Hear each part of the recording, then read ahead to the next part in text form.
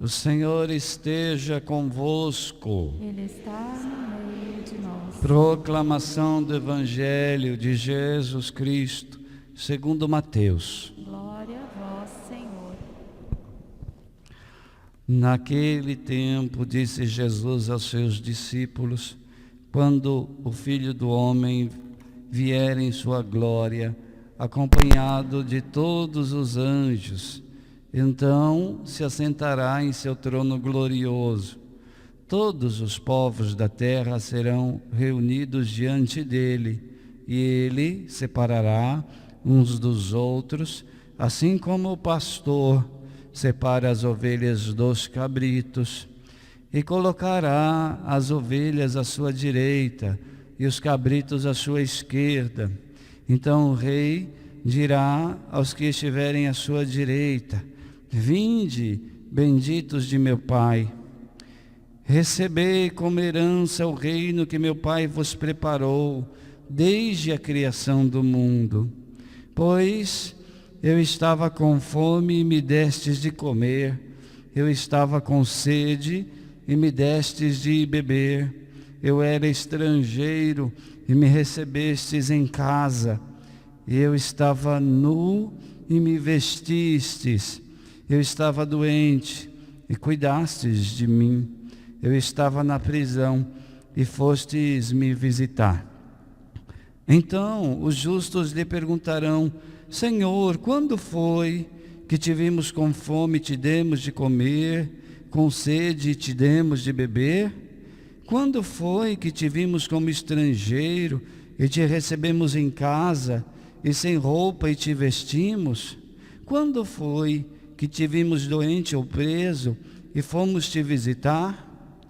Então o rei lhes responderá: em verdade eu vos digo que todas as vezes que fizesse isso a um dos menores de meus irmãos, foi a mim que o fizestes. Depois o rei dirá aos que estiverem à sua esquerda: afastai-vos de mim, malditos, ide para o fogo eterno, preparado para o diabo e para seus anjos. Pois eu estava com fome e não me destes de comer, eu estava com sede e não me destes de beber, eu era estrangeiro e não me recebestes em casa, eu estava nu e não me vestistes, eu estava doente e na prisão e não fostes me visitar. E responderão também eles: Senhor, quando foi que te vimos com fome ou com sede, como estrangeiro ou nu, doente ou preso, e não te servimos? Então o rei lhes responderá: em verdade eu vos digo, todas as vezes que não fizestes isso a um desses pequeninos, foi a mim que não fizestes.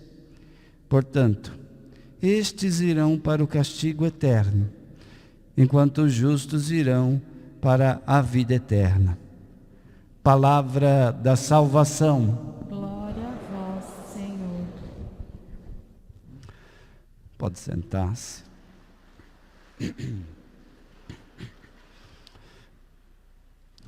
Solenidade litúrgica de nosso Senhor Jesus Cristo, Rei do Universo. Por que que nós utilizamos este título de Rei, chamando Jesus de Rei do Universo?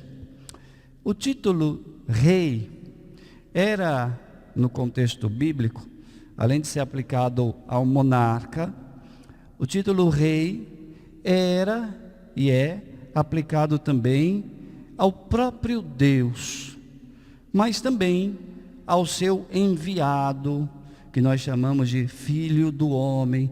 A Bíblia muitas vezes utiliza essa expressão, Filho do Homem.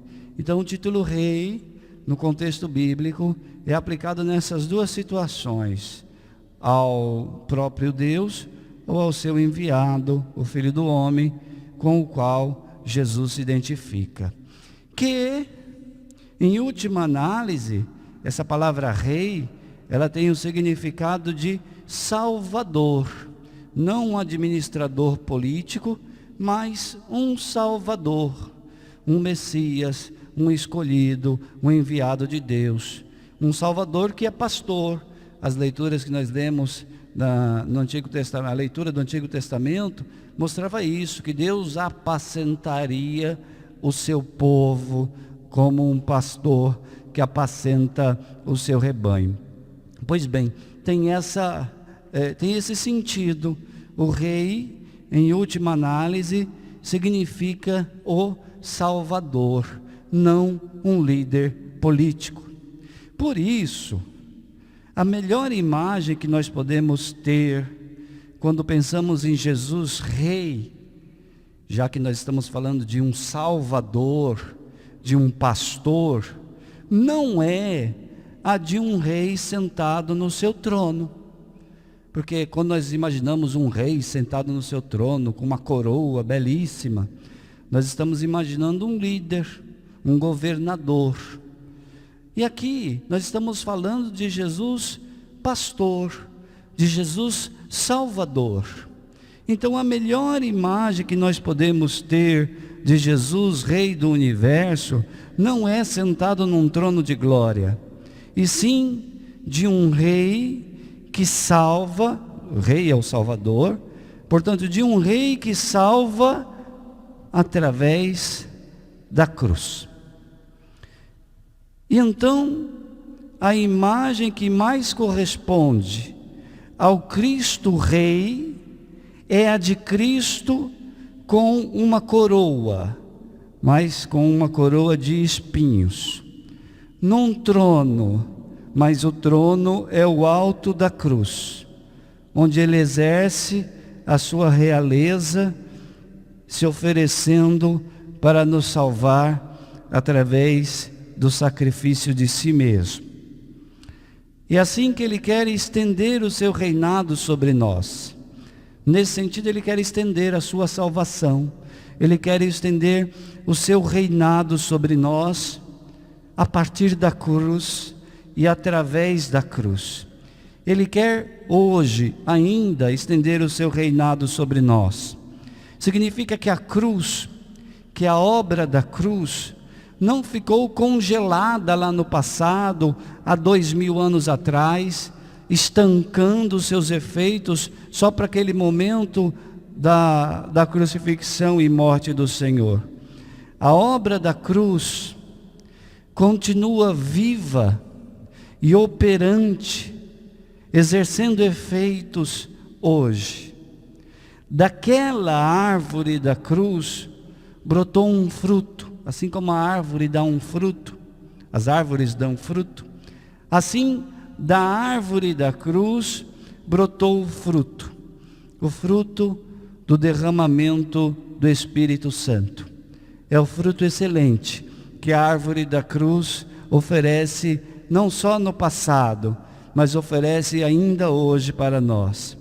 E é através desse mesmo Espírito Santo ofertado pelo Senhor que Ele quer estender o seu reinado sobre nós. Jesus reina, estendendo o seu reinado através do derramamento do Espírito Santo. É através desse mesmo Espírito que Jesus quer, portanto, ser Rei sobre cada um de nós, para a glória do Pai e a santificação de todo o universo. É isso, queridos, que nós celebramos a cada domingo do ano litúrgico. Nós celebramos o Senhor vivo, presente, que derrama o seu Espírito, que nos dá vida. E nós relembramos a cada domingo do ano os momentos de sua vida, suas palavras, sua obra grandiosa. Nós contemplamos o mistério dele a cada domingo, e desse modo, ao se permitir entrar em contato com o mistério, nós vamos alargando dentro de nós o reinado do Espírito Santo. E hoje nós chegamos ao final do ano litúrgico. Fizemos um trajeto, um caminho, 34 semanas, mais os tempos e as solenidades que celebramos. E chegamos ao fim. Hoje é o dia que chegamos ao fim do ano litúrgico. E a liturgia da palavra também fala do fim. Não é à toa, então, que os textos, já há alguma semana, mas especialmente hoje, fala do fim. Porque nós chegamos no fim do ano litúrgico, e chegamos a um trecho bíblico que fala do fim. A liturgia da palavra, então, se refere ao final. O evangelho de hoje fala do juízo final, do julgamento final, que deve ser lido não com medo, não com pavor, mas como a coroação de todo um processo, de todo um tempo de misericórdia que o Senhor abriu para nós. Então a liturgia da palavra nos ajuda a refletir sobre o fim dos tempos, não o fim do mundo, o fim dos tempos. Mas o tema não fica só apenas nesse ambiente de falar do fim dos tempos. A palavra também nos ajuda a refletir sobre o nosso fim. O nosso fim, primeiro, lembrando da nossa finitude, lembrando que nós chegaremos, nosso corpo chegará a um fim, nós encontraremos um dia a nossa hora última neste mundo. Mas final, não só no sentido de pensar nesse último momento da nossa existência sobre a terra, mas pensemos, por exemplo, sobre o nosso fim no sentido de finalidade. A palavra, então, nos faz refletir sobre qual deve ser a nossa finalidade, o nosso objetivo, a nossa vocação, o nosso porquê eu existo sobre a face dessa terra. Não é possível que nós pensemos na nossa existência apenas como um nascer, crescer, reproduzir, envelhecer e morrer. Não é possível que uma vida seja só isso, um ciclo biológico. Qual é então a finalidade da nossa vida enquanto passamos sobre essa terra? É sobre isso que a palavra nos ajuda a refletir. A palavra nos fala que devemos na nossa vida ter uma finalidade, além dessa biológica. E a finalidade posta no Evangelho está muito clara. Qualquer pessoa que leia esse trecho do Evangelho de hoje pode identificar qual deve ser a finalidade de nossa existência: praticar obras de misericórdia. É a nossa finalidade. No juízo final, seremos julgados de acordo com essa finalidade. Ou seja, lá, quando o Senhor voltar, seremos julgados. A imagem bíblica fala dos cabritos e das ovelhas, né? Seremos classificados de um lado ou de outro, de acordo com essa finalidade. Se servimos para essa finalidade da obra de misericórdia, ou se nós utilizamos a nossa vida para outras finalidades. Nesse dia, no dia do julgamento final, o texto bíblico mostra, Jesus reivindicará o seu título de rei. É muito interessante isso. Diz o versículo 31, todos os povos da terra, quando o Filho do Homem vier em sua glória, acompanhado de todos os seus anjos, então se assentará em seu trono glorioso. Note isso. Quando o Filho do Homem vier, estamos falando de um tempo futuro, quando ele vier pela segunda vez, acompanhado de todos os anjos, então o que vai acontecer? Se assentará em seu trono glorioso. Note isso. Apenas se assentará em seu trono glorioso quando ele vier novamente.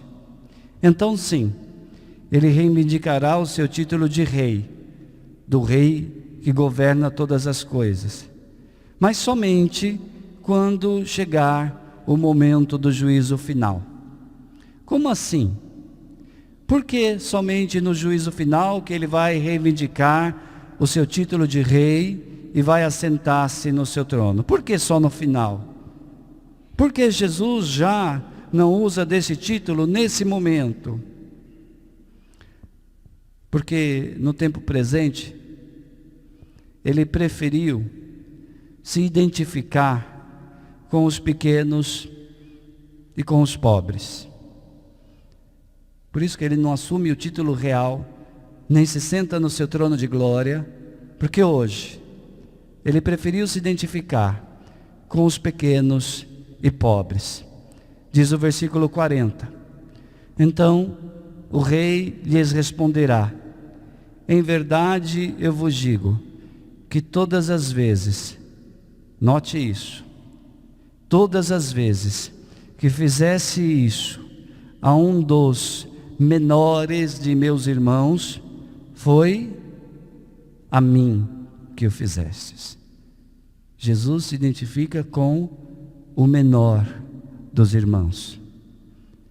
O rei ama até o menor de seus irmãos. Por quê? Porque são tão queridos. O menor dos irmãos, até o menor dos irmãos. Por que são tão queridos?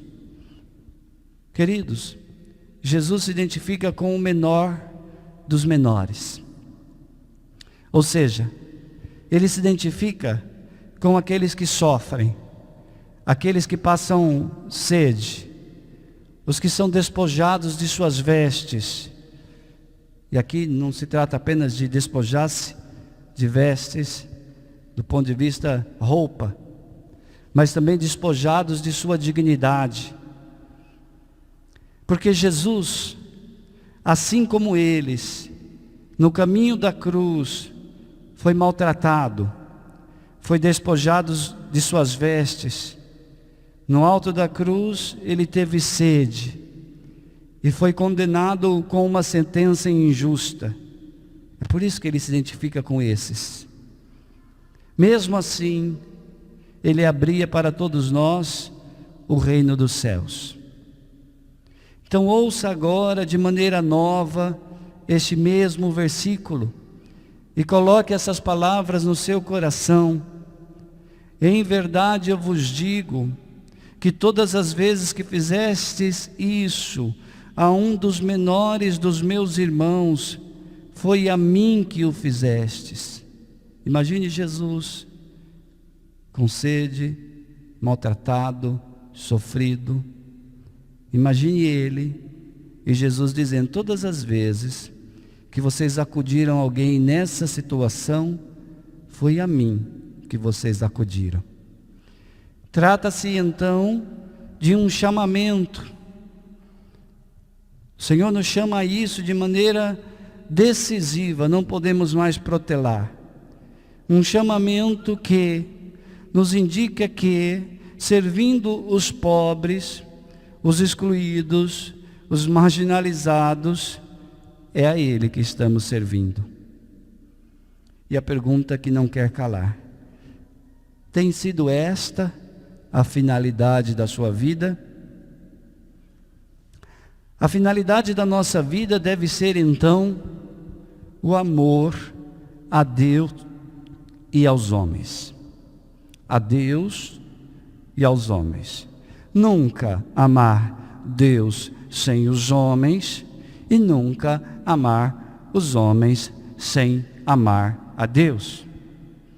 Perceba, o conteúdo do julgamento final, do juízo final, não é de modo direto fé, esperança ou caridade. Jesus não vai perguntar: você teve fé? Você teve esperança? Você rezou muito? O conteúdo do julgamento final, do juízo final, não é uma santidade nas nuvens, um santinho que não fica quase levitando. Não é isso que nós seremos cobrados no dia do juízo final. Será sim a fé, a esperança e a caridade expressa na atitude concreta de ir ao encontro dos que têm mais necessidade. Ou seja, fé, esperança e caridade, mas na vida concreta. É preciso chegar até o menor dos menores. Vamos dizer isso? É preciso chegar até o menor dos menores. Então a novidade deste Evangelho de Jesus, a novidade que este Evangelho nos anuncia, não é que nós devemos ter uma santidade idealizada nas nuvens, nem simplesmente que fazer obras de misericórdia já nos garante a salvação. Não podemos separar as duas coisas. Tem gente que fala assim, aquele ali só reza, eu prefiro colocar a mão na massa. Quando a pessoa fala isso, querendo usar isso como pretexto para não rezar, erra do mesmo jeito daquele que só reza. Então, as duas coisas precisam estar unidas. Não só rezar com uma santidade idealizada, nem só fazer obras de misericórdia sem a profissão da nossa fé.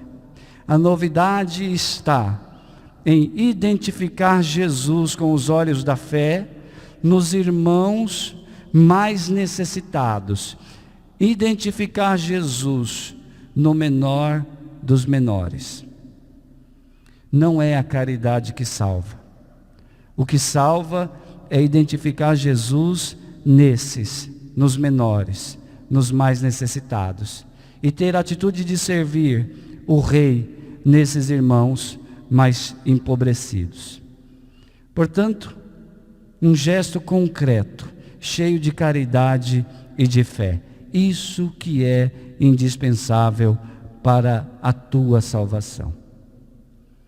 Essa deve ser a finalidade da tua vida. Peçamos então ao Espírito Santo que Ele oriente a nossa vida nessa finalidade. Que quando chegar o dia do juízo final, sejamos colocados do lado dos bons, do lado dos benditos. Vinde, benditos do meu Pai. Sejamos colocados do lado desses que não apenas fizeram obras de misericórdia, mas identificaram Jesus no menor dos menores. Louvado seja nosso Senhor Jesus Cristo. Para sempre seja louvado.